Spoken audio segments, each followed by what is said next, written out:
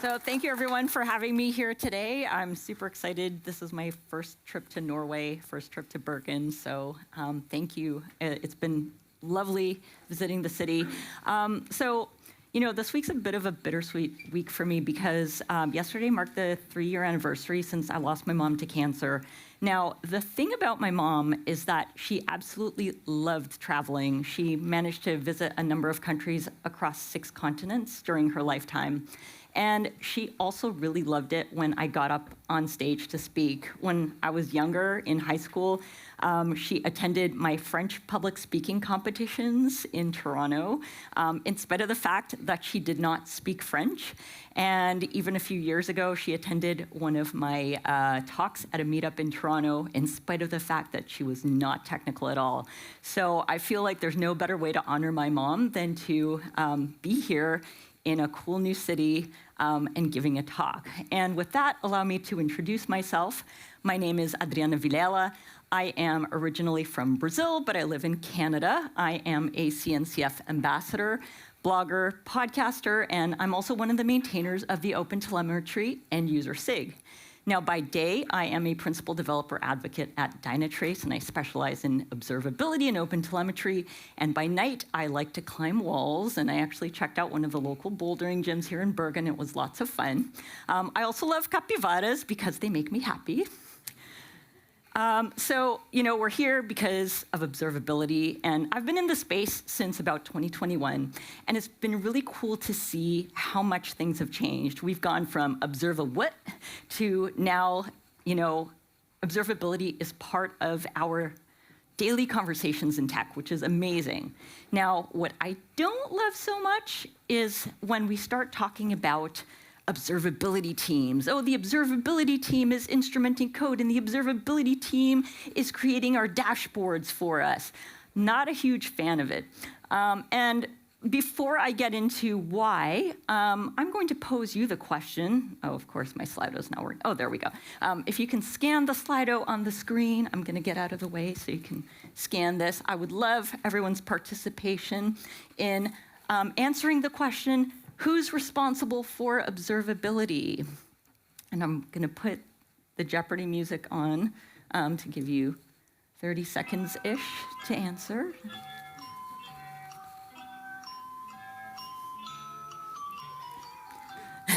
Everyone but myself. Everybody? Users? The person in the basement, love that. Amazon. My dog, love it. Platform team, all teams, ops team, observability team. Awesome. Thanks, everyone, for participating. As you might have gathered from the title of this talk, my personal viewpoint, I love my cat, by the way, good answer. Observability is everyone's responsibility, and yes, these are my toys from my childhood. I am an 80s kid, so that does date me a little bit. And the thing with observability being everyone's responsibility, let's think about it. Observability allows us to better understand our systems so that we can troubleshoot them more effectively. If we have an observability team that's operating in a silo, it kind of defeats the purpose. It really should be something that, it touches every aspect of the system development lifecycle, so it should ultimately be everyone's responsibility. Now, when I was putting this talk together, I was talking to my friend, Josh Lee, and I was telling him about some of the concepts that I wanted to touch upon for this topic.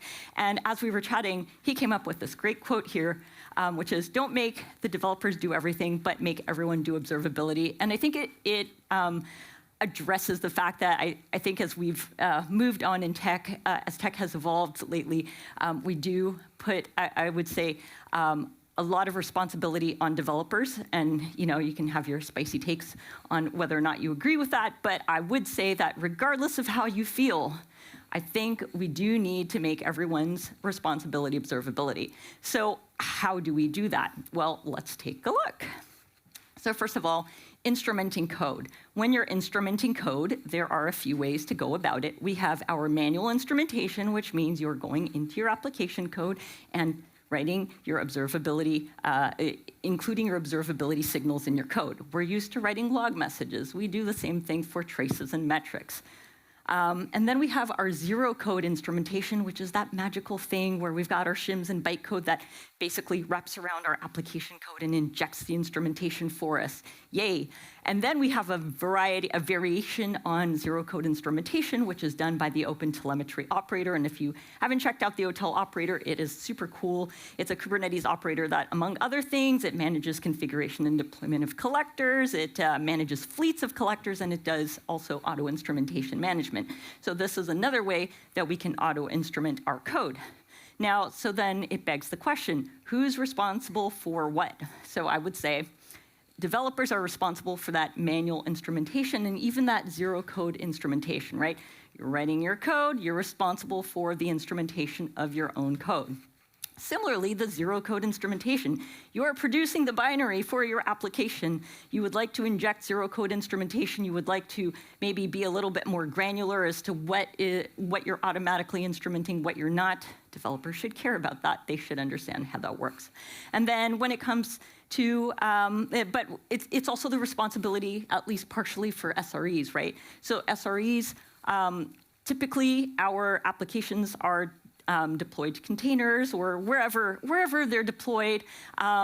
If the zero code instrumentation fails, the SREs need to understand how zero code instrumentation works, both if you're using the a la regular zero code instrumentation or managed through the Kubernetes operator for OpenTelemetry.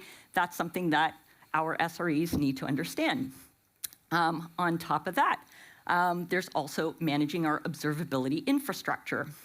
So that includes collector configuration and deployment.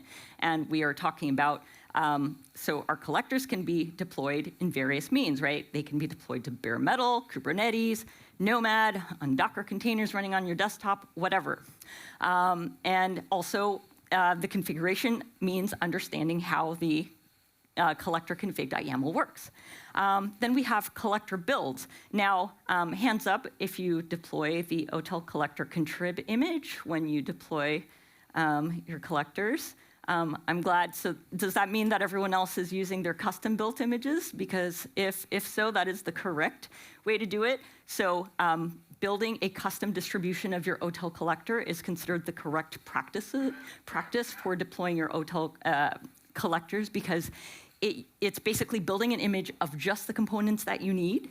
And so it reduces the size of the image, so you have a less bloated image, but also it reduces the attack vector, right? Because you're only using the components that you care about. So someone can't exploit you for using a component, some exporter that you're not even using. Now, that's all well and good, but who's responsible for that? Well, in my humble opinion, I think that when it comes to collector configuration and deployment, the SREs should be responsible for that.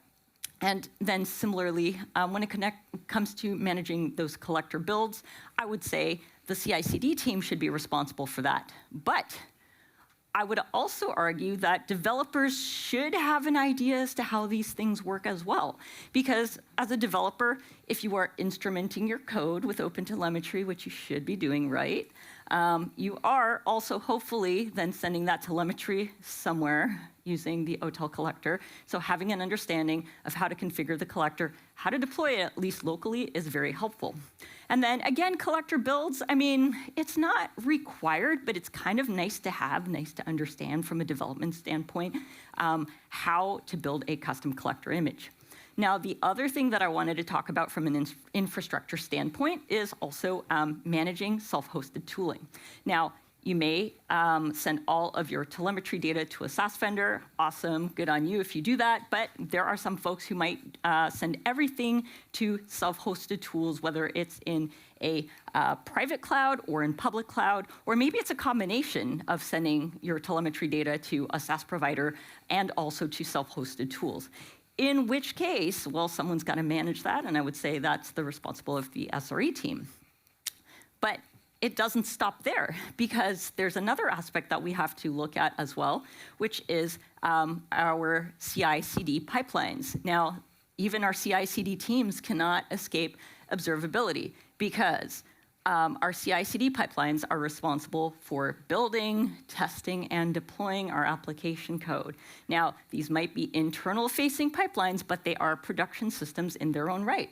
And if these things go caca, then it means you can't deploy your code fixes, you can't deploy your new features to production, and that is problematic, which is why it's important for our CI/CD teams to understand how observability and to make their CI/CD pipelines observable.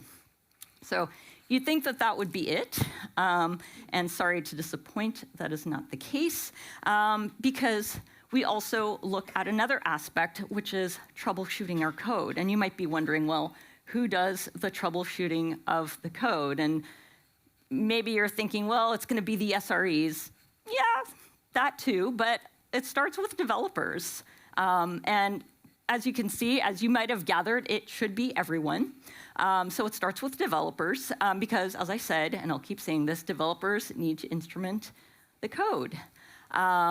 Because think about it this way, it's so awkward if I wrote code and then I said, hey you, could you instrument my code for me? Weird, right? You don't know my code. Super awkward ask, right? So developers should instrument their code, and they should instrument their code as they write it. And then, since you've gone through all the trouble of instrumenting your code, wouldn't it be so lovely to be able to take that instrumented code and use it to troubleshoot your bugs as you're developing? Hey, what a novel concept.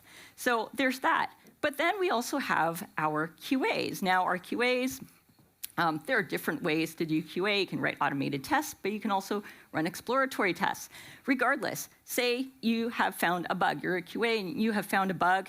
Guess what? The code has been instrumented. And you can go in and say, hey, I can use that instrumented data to go in and find out not only, hey, I've got a bug, but also I can pinpoint why that bug is happening. So then I can go back to developers and say, hey, here's a bug and here's why. Or perhaps you don't have enough information to troubleshoot your code, in which case that's also a good thing because the QAs can go back to developers and say, you know what, I don't have enough information to troubleshoot your code. You are missing some telemetry. And then finally, we have our SREs, right? They are the benefactors in the end of all this, especially when things go caca in production. And thankfully, because they've had that instrumented code, when things do go caca in production, they can use that information to troubleshoot what's going on. But on top of that, and remember, SREs are also tasked with creating service level objectives. Service level objectives are based on service level indicators or SLIs, and SLIs themselves are based on metrics. Those metrics that have been instrumented for us, whether they come from application metrics or infrastructure metrics, having those present allows SREs to create SLOs. And on top of that, if you're extra good and you're able to correlate your metrics to your logs and or traces when an SLO is breached, then that means that you can actually use that information to help you pinpoint what the issue is, which is super cool. Now, the problem with, it's great that everyone is participating in observability in their organization, but we run the risk of having a situation where everyone is doing their thing and no one is talking to each other. And that's a bit problematic. So then I would pose the question, how do we solve this? And the answer is, there should be a unified front on observability. But what would this unified front on observability look like? And the answer is, with an observability team. And if you're looking at me and thinking, you hypocrite, allow me to explain, because I will clarify what I mean by that. Because we should be having an observability practices team. Okay, so my pet capybara is a little bit happier now with me because I've clarified that it's an observability practices team. And what do I mean by an observability practices team? What I mean is having a team in place that puts guardrails in place around observability. It's all good to define practices, but let's face it, we have to protect us from ourselves. And you can tell people you should do it this way, and this way, but without any guardrails in place, people are still going to do what they're going to do. So the observability practices team can help to do that. They should also be defining an organization-wide standards and practices. And this is really important because, again, if everyone's doing their own thing, then we're not all speaking the same language, and that turns a little bit chaotic. And then finally, they should define some standards on tooling. And this one's extra important. So for a little bit of background story, I spent many years working at a bank in Canada, and the department that I was working in, we had multiple version control tools, like lots of different ones. And not only that, different instances, even of the same tool across the department, let alone across the entire organization. And one day we got audited, and that was a mess. So it was a nightmare. They got it sorted out, but ew, no one wants to go through that ever again because it puts it makes everyone stressed out. So we want to avoid having these observability tooling islands where oh, this team, well, this is my preferred tool, and this team, oh, this is my preferred tool, and I don't want to budge because that's the way I've always done it. So this observability practices team ensures that we have those standards with the tools across the board. Now, what the observability practices team should not be doing is exist on an island. Because doesn't it suck when someone goes around and tells you what to do without getting any input? All those times that InfoSec came up with various policies and, imposed them on developers, and you're like, what the hell? Do they not understand how I work? So it's really important for the observability practices team to work with all of the other teams to develop a set of standards and practices that make sense across the organization. As I have said many times throughout this talk, and I will continue to say, the observability practices team should never, ever, ever instrument code. And I speak from personal experience because in one of my past lives, I was actually running an observability practices team at a company. And I can't tell you the number of times that my CTO would come up to me and say, well, can't your team just instrument that applications team code? I'm like, dude, I don't know your code. I can't instrument what I don't understand. It's gonna be just empty instrumentation, meaningless, right? So we don't do that. And on a similar vein, we also kept getting asked, hey, can you create some dashboards for the SRE team? Also, no, I don't understand what your requirements are, what's important to you. Now, what the observability practices team can do is work with the SRE team to create a standard on dashboards and best practices around dashboards so that the dashboards can be effective and useful. So also we don't end up getting dashboard sprawl. So we don't want to do any of these things, right? We want to make sure that our observability practices team is working with the other teams as a cohesive unit. And so, hopefully, what you gathered from this is observability is not one of those things that's done in isolation. It's not done by just the guy in the basement or your dog or your cat. It is everyone's responsibility. But not just everyone's responsibility. We have to practice it in a cohesive manner, and having an observability practices team really ensures that we have that cohesion. Because otherwise, if we're not careful, we can potentially go the way of DevOps, right? In the sense that DevOps was this thing that promised to really get rid of the barriers between dev and ops, and all we managed to do was successfully insert another pillar between dev and ops. So we definitely want to be able to avoid that so that we can really fulfill the promise of observability, which is the ability to ask meaningful questions, get useful answers, and act effectively on what you've learned. And with that, I will leave you with some shameless self-promotions and references. I do have a Medium blog post that this talk is based on. For anyone who is looking to learn more about OpenTelemetry with observability, I have a video course on O'Reilly that talks about that. As I mentioned, I'm part of the OpenTelemetry end user SIG in the CNCF. And we are always looking for cool end user stories. We bring practitioners and connect them with each other and share their stories across the community, but also facilitate sharing end user feedback. And we run a couple of different streams within the OTel end user SIG, which allow our end users to share their stories. As I mentioned, I do have a podcast called Geeking Out. The mascot is a capybara, and my 17-year-old daughter designed that. I do have some stickers if anyone's interested. I've had some really cool guests in the Cloud Native community, including Charity Majors, Liz Fong-Jones, Abby Bangser. I would say my most popular guest has been Kelsey Hightower, definitely a highlight of doing the podcast, and most recently I've interviewed Scott Hanselman. So I've had some really cool guests on, so definitely check it out. And also I did mention the OpenTelemetry operator. If you haven't heard of it, check it out. This is the link to the GitHub repo for the OTel operator. And with that, thank you so much for your time. And for anyone interested, I have a QR code where you can download the PDF of the slides on the screen. So thank you so much.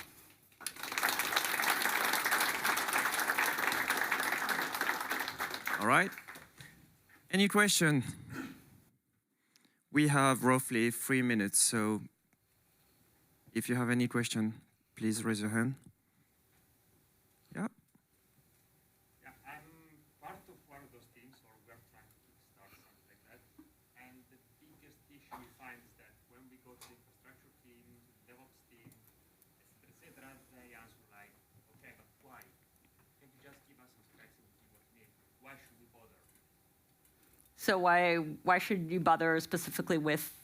Like, why should they bother supporting us in implementing observability?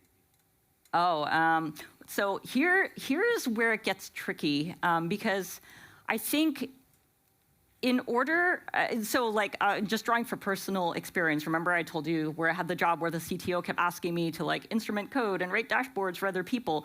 And this is where if you have an organization that doesn't fully support or understand observability from the top level, you're always going to get these weird requests. And as a counter story, one of the folks that we actually had on the OTel end user SIG, their organization was very observability forward, and their leadership actually mandated you are not going to go and instrument other people's code. You are not going to go and create dashboards from other folks.